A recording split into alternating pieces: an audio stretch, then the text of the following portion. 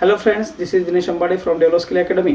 विद्यार्थी मित्रांनो, आज आपण यशवंतराव चव्हाण महाराष्ट्र मुक्त विद्यापीठाच्या TYBAचा इंग्रजी 255 आणि BSc 411 Indian writing in English या पेपरचा पॅटर्न आणि पेपर सोडवण्यासाठीची काही महत्त्वाचे टेक्निक्स याबद्दल सविस्तर चर्चा करणार आहोत. विद्यार्थी मित्रांनो, व्हिडिओ सुरू करण्यापूर्वी व्हिडिओ जर आवडला तरच माझ्या चॅनलला सबस्क्राईब करा, तसेच आपल्या मित्रांपर्यंत या व्हिडिओला शेअर करा. चला तर विद्यार्थी मित्रांनो, सुरू करूयात. TYBA ENG 255 Indian writing in English paper सोडवण्याचे तंत्र, पेपर पॅटर्न आणि खास पास होण्यासाठीचे पेपर लिहिण्याचे तंत्र. यशवंतराव चव्हाण महाराष्ट्र मुक्त विद्यापीठाच्या TYBA म्हणजे BA फायनल इयर चा ENG 255 हा जो पेपर आहे, ह्या पेपर बद्दल आपण सविस्तर चर्चा करणार आहोत की हा पेपर लिहायचा कसा. या पेपरचं नाव आहे इंडियन रायटिंग इन इंग्लिश हा पेपर आहे. आणि हा पेपर आपल्याला कसा लिहायचा हे नीट समजून घ्यायचं आहे. सर्वात पहिले काही महत्त्वाचे बदल लक्षात घ्यायचे आहे. बघा, तुम्हाला जशी माहिती आहे की इथे 3 तास जरी दिले असतील तरी प्रति तास 15 मिनिटे याप्रमाणे आपल्याला एकूण 45 मिनिटाचा हा एक्स्ट्रा कालावधी या पेपर मध्ये मिळणार आहे. म्हणजेच 3 तास 45 मिनिट एवढा आपल्याला कालावधी हा पेपर मिळणार आहे. तेव्हा व्यवस्थित लिहा, काळजीपूर्वक समजून घ्या आणि जे टेक्निक तुम्हाला इथे सांगितले आहेत त्याला नीट फॉलो करा. बघा, हा पेपर एकूण 80 गुणांचा आहे आणि यामध्ये एकूण 4 क्वेश्चन्स येतात. किती क्वेश्चन्स येतात? 4 क्वेश्चन्स. आणि या 4 क्वेश्चन मध्ये प्रत्येक प्रश्नामध्ये एक लक्षात घ्या, A, B, C, D आणि E असे एकूण 5 सब क्वेश्चन्स येणार आहेत. त्यापैकी कोणतेही 4 सब क्वेश्चन्स तुम्हाला लिहायचे आहे. प्रत्येक सब क्वेश्चन हा 5 गुणांचा आणि यानुसार 20 गुणांचा हा प्रत्येक प्रश्न आहे. 4 प्रश्न 20 गुणांचे, म्हणजे 20 गुणिले 4 जर केले आपण तर 80 गुणांचे आपलं टोटल वेटेज इथे येतं. आणि या पद्धतीनुसार हा आपला पेपर 80 गुणांचा आहे. प्रश्न लिहिताना नीट समजून घ्या की कसा प्रश्न समजून घ्यायचा आहे किंवा काय लिहायचं आहे, उत्तरामध्ये एक्झॅक्ट काय लिहायचं आहे. बऱ्याचदा काय होतं की आपण काहीतरी वेगळंच लिहिण्याचा प्रयत्न करतो आणि त्यामध्ये मग ते चुकीचं काहीतरी दिसू लागतं. तेव्हा याकडे नीट लक्ष देऊन आपल्याला त्या पद्धतीने योग्य पद्धतीनेच त्याचे आन्सर्स लिहायचे आहे, नीट समजून घ्यायचं आहे. बघा, इथे काही सूचना आहेत. All questions are compulsory. प्रश्न जरी सर्वकडे कंपल्सरी असेल तरी प्रत्येक प्रश्नात आपल्याला चॉईस आहे. आपण 5 पैकी फक्त 4 लिहायचे आहे, म्हणजे एक प्रश्न कोणताही सोडू शकतो. जो येत नाही तो आपण रिजेक्ट करायचा. बाकीचे सगळे क्वेश्चन्स आपल्याला सोडवायचे आहेत. त्यानंतर सूचना इन्स्ट्रक्शन नंबर 2, ईच सब क्वेश्चन कॅरी 5 मार्क्स. प्रत्येक उपप्रश्नाला 5 मार्क आहे, जे आपण आधी म्हटलेलं आहे. त्यानंतर number 3, each sub question should be answer between 75 to 100 words. लक्षात घ्या, 75 ते 100 शब्दात तुम्हाला उत्तर लिहायचं आहे. म्हणजे जवळपास 1 पेज पूर्ण आणि व्यवस्थित लिहिलेलं असलं पाहिजे. म्हणजे तुमचं लिहिलेलं हे स्वच्छ अक्षरात वाचता येण्यासारखं असलं पाहिजे, समजायला कळलं पाहिजे तुम्ही काय लिहिलेलं आहे. Write every question answer on separate page. प्रत्येक प्रश्नाचं उत्तर सेपरेट पेजवर लिहायचं. लक्षात घ्या, पुन्हा आणखी एक महत्त्वाची बाब आहे की इथे 20 पेजची आपली आन्सर बुक असणार आहे. आन्सर शीट कितीची असणार आहे? ही 20 पेजची असणार आहे.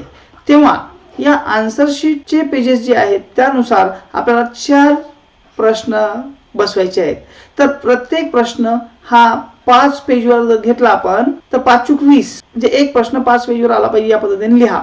आणखी एक महत्त्वाचं समजून घ्यायचं आहे की तुम्हाला पुरवणी मिळणार नाही, सप्लिमेंट अजिबात मिळणार नाही. तेव्हा याच पेपरमध्ये 4ही क्वेश्चन लिहायचे आहे. म्हणजे 4 प्रश्न आहे.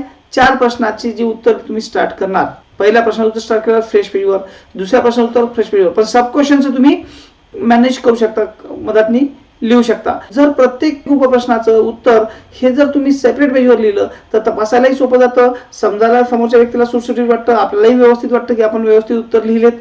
तेव्हा हे सगळे प्रश्न लिहित असताना आपण प्रत्येक गोष्ट इथे नीट लक्षात घ्यायची आहे आणि त्यानुसार आपल्याला हे सर्व प्रश्न लिहायचे आहे, हे आपण इथे लक्षात घ्यायचं आहे. बघा, question number 1, solve any 4 sub questions. कोणतेही 4 उपप्रश्न इथे तुम्हाला सॉल्व करायचे आहे.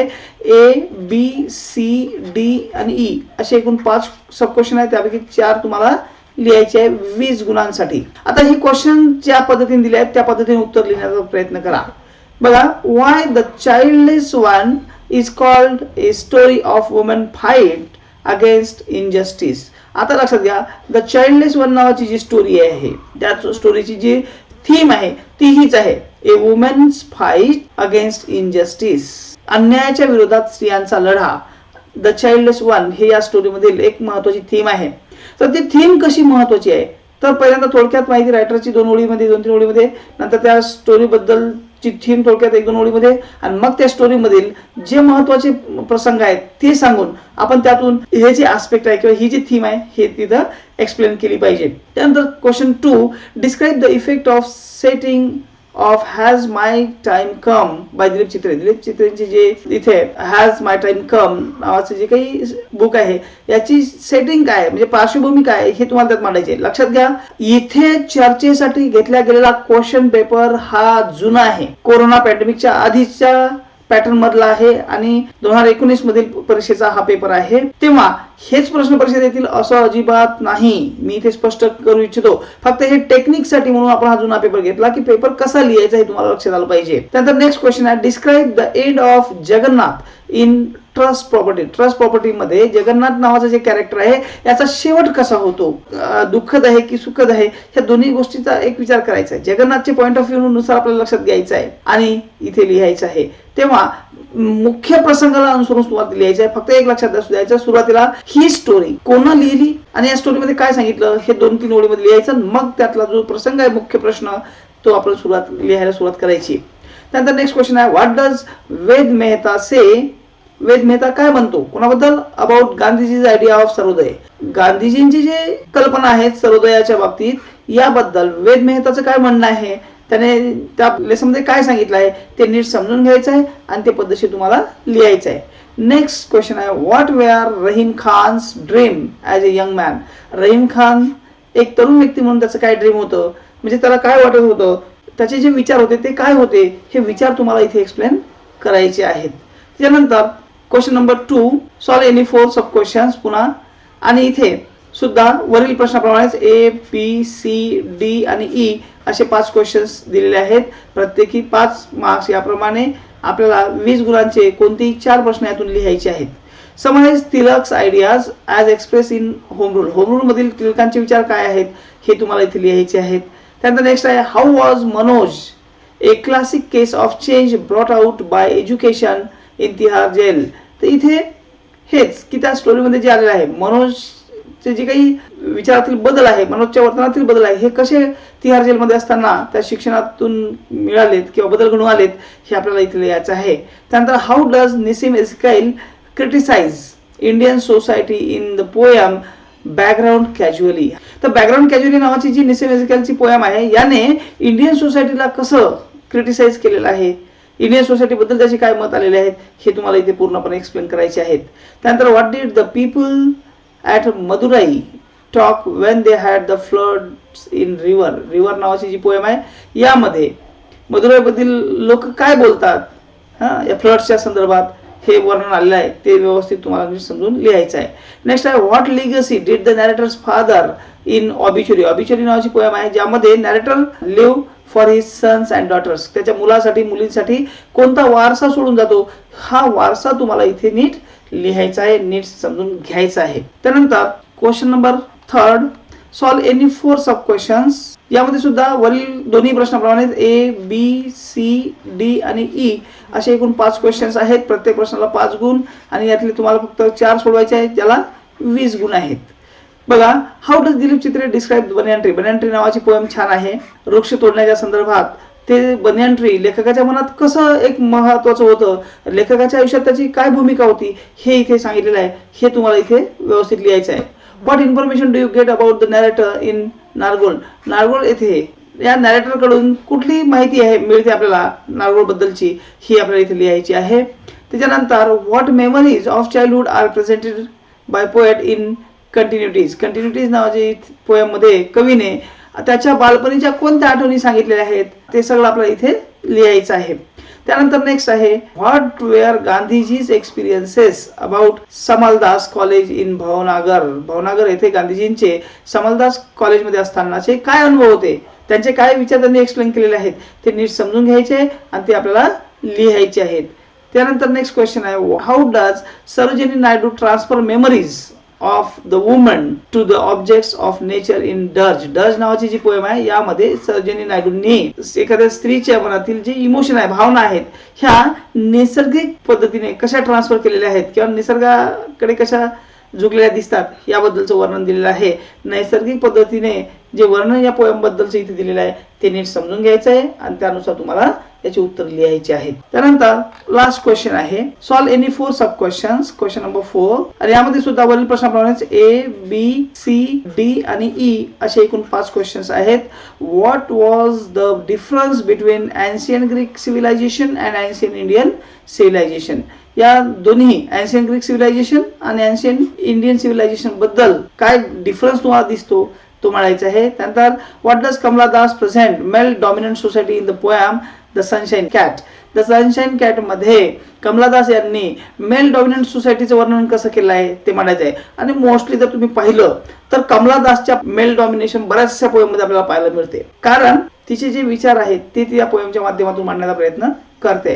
त्यानंतर नेक्स्ट क्वेश्चन आहे, what does Nehru say about war in non violence and non alignment. Non अलाइनमेंटच्या अनुषंगाने आणि नॉन व्हायलन्सच्या अनुषंगाने नेहरू युद्धाबद्दल काय म्हणतात, युद्धाबद्दलचे नेहरूंचे विचार काय आहे नॉन व्हायलन्स आणि नॉन अलाइनमेंटच्या अनुषंगाने हे इथे आपल्याला मांडायचे असतात.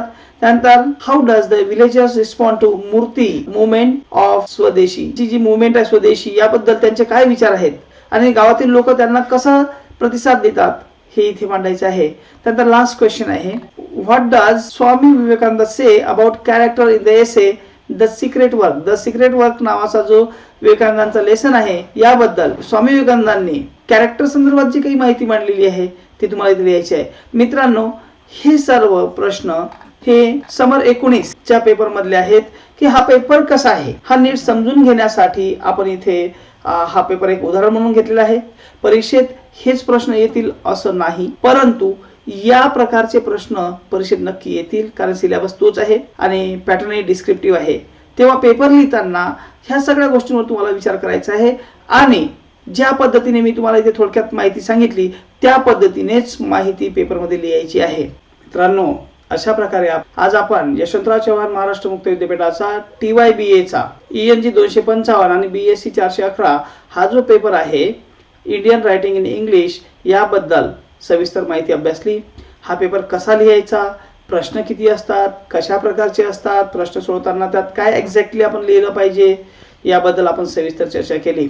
जर हा व्हिडिओ तुम्हाला आवडला असेल तर आपल्या मित्रांपर्यंत जास्तीत जास्त याला शेअर करा, जेणेकरून या व्हिडिओचा पेपर उद्याचा पेपर सोडवताना त्यांना देखील फायदा होईल. पेपर सोडवताना आपण सर्वांना ज्या येणाऱ्या अडचणी आहेत या व्हिडिओच्या माध्यमातून सोडवण्याचा प्रयत्न माझा होता. जर हा व्हिडिओ तुम्हाला आवडला असेल तरच माझ्या चॅनलला सबस्क्राईब करा आणि आपल्या मित्रांपर्यंत शेअर करा. चला तर विद्यार्थी मित्रांनो, इथे थांबूयात. लवकरच भेटूया नवीन व्हिडिओसह. थँक्यू.